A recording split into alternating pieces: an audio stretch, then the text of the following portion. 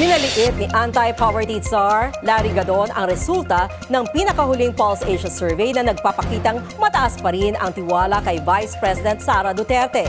Ang bagong halal na kongresista naman ng Antipolo may opinyon sa impeachment ng pangalawang Pangulo. Yan ang political update ni Carol D. ng Abante. Kaya walang boto yan si Sara. Saan pupulot ng boto yan? Duda, si Presidential Advisor for Poverty Alleviation na mapapanatili ni Vice President Sara Duterte ang mataas na tiwala ng publiko habang papalapit ang 2028 elections. Yan ay sa kabila ng Pulse Asia survey na nagpapakitang mas mataas ang nakuhang trust at approval rating ng pangalawang Pangulo kaysa kay Pangulong Bongbong Marcos nitong Pebrero.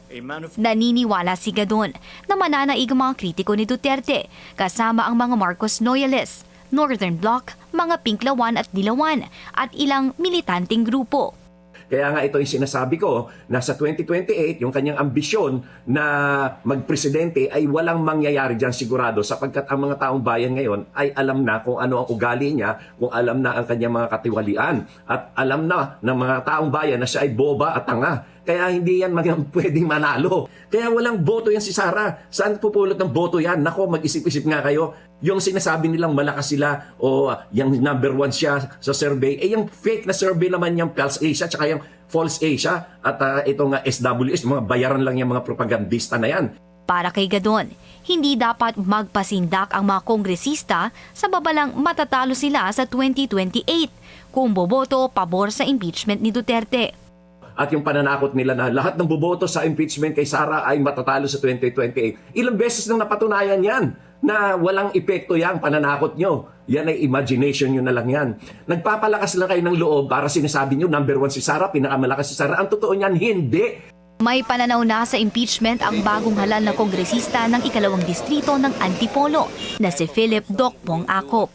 Nanalo si Acop laban sa kandidatong inendorso ng mga kakampi ni Duterte habang naging bahagi naman ng Quad Committee na nag-imbestiga sa extrajudicial killings ang kanyang yumaong ama na si dating Antipolo Congressman Romeo Acop.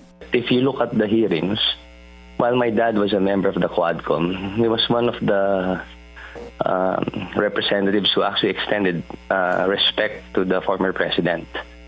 You can look at the records because we were pointing that out when I was helping him out during those hearings. I mean, it's based on the evidence that will be presented po. Mahirap pangunahan po yan dahil hanggat hindi pa natin nakita ebidensya, mahirap magsalita ng tapos. Nitong Lunes, formal nang nanumpa bilang miyembro ng Kamara si Acop. Para sa Politico Nightly, Carol D. Abante.